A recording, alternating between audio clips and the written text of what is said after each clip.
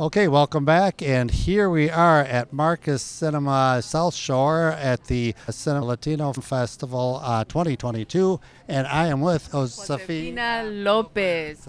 Nice to see you today. They're actually screening one of your films that you were screenplay. Screenwriter based on my life. It's called Real Women Have Curves. I wrote a play, and then it became a movie.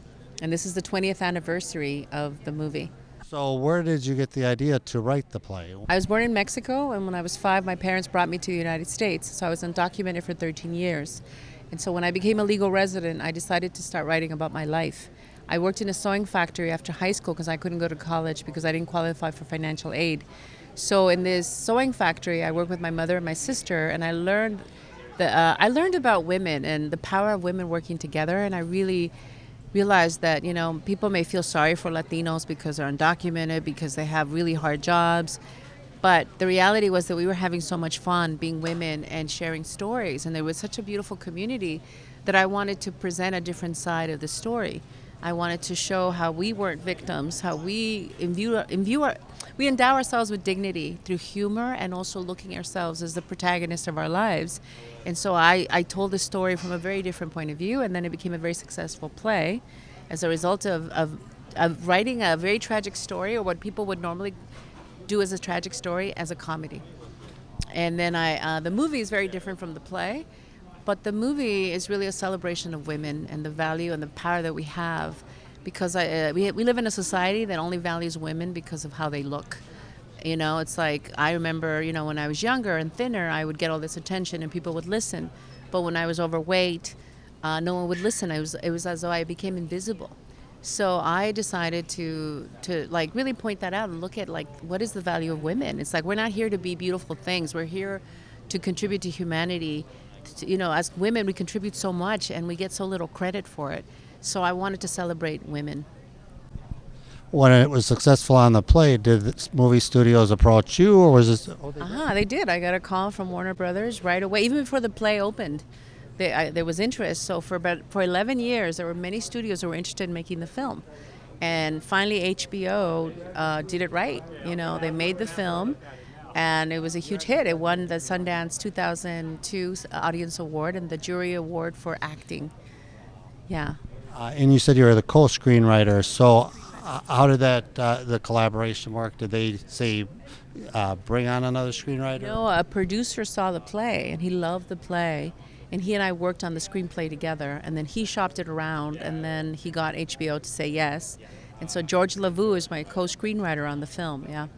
Well, I'll tell you, I've not seen the play, but I've seen the film, and it is just phenomenal. And I think it's also about the writing, because there's just so many themes that are going on there between the daughter and the mother and her boyfriend, and just sort of trying to figure out life. But it's also about intersectional feminism, right? Because it's one of the few movies that deals with being a woman, being a working class person, and being an immigrant.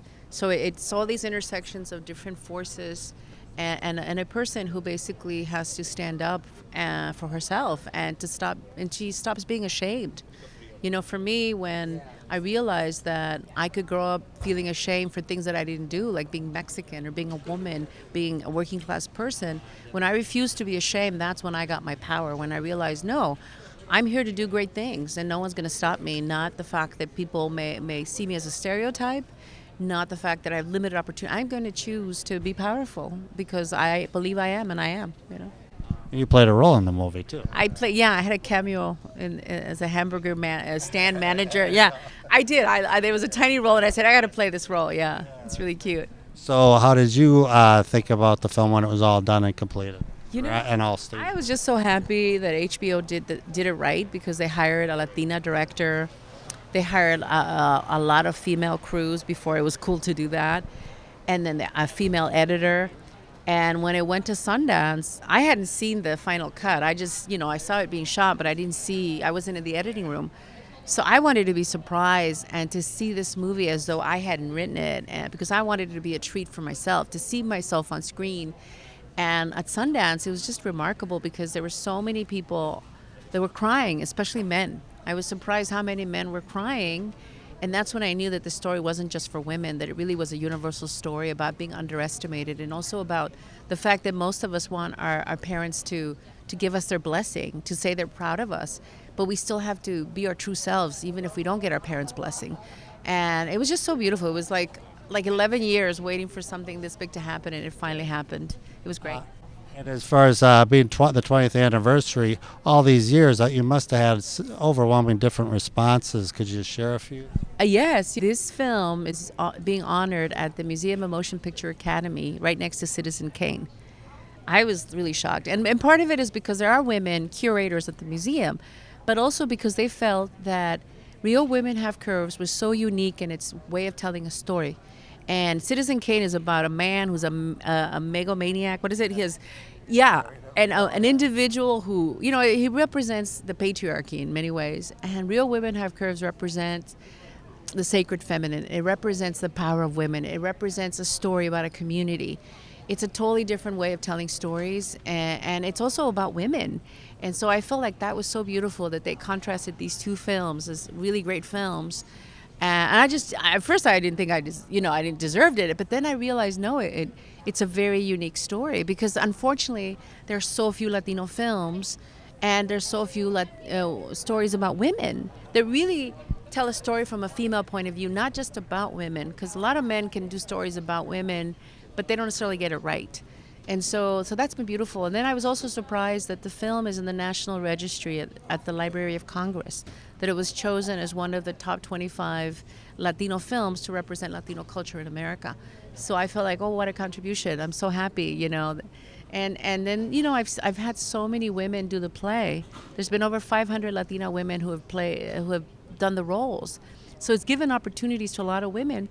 And the other thing is, the other thing is that Real Women has, in the last 20 years, that word is very different now, because, as more women or more trans women, stand up for themselves, there's this thing about, well, what does it mean to be real? Do you have to be born a woman to be a real woman, right? There's also women who feel like, wait, if I'm skinny, does that mean I'm not a real woman? And what I tell people is that the statement, Real Women Have Curves, is not against other women. It's against a society, a patriarchal society that devalues women. Because I think all women's bodies, well, we naturally have curves because we have a pelvis that opens up when we get curves. But the other thing that I realized is that energetically, we have all these challenges that come at us, and that's what the curves means, that women are always challenged, right?